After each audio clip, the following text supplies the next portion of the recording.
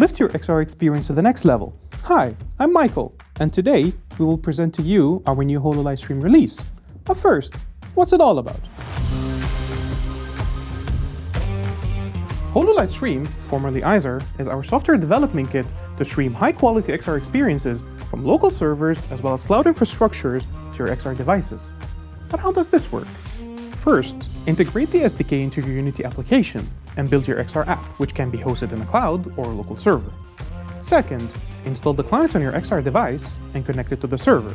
The client now sends sensor data and renders the received images. The advantage, you ask me?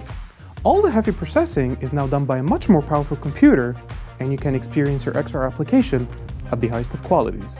One of our major focuses of this release was our device-agnostic approach, allowing you to integrate new devices without changing your workflow. Previously, we supported HoloLens 2, MetaQuest 2 and Pro, and iOS. We've expanded upon this, adding Magic Leap 2 and MetaQuest 3 with a bunch of new features and optimizations. All the new features included in this video can be found within our examples package. To get access, along with the whole Hololight Stream SDK, check out the link in the description. Simply include the package in your project and you will see our samples library. Hit the import button and get started. The video Passthrough from the Quest 3 is really impressive, and it opens the door for new and advanced use cases. Using Hololight Stream, you can now build your XR app with Passthrough, making it possible to experience your VR application overlaid with the real environment.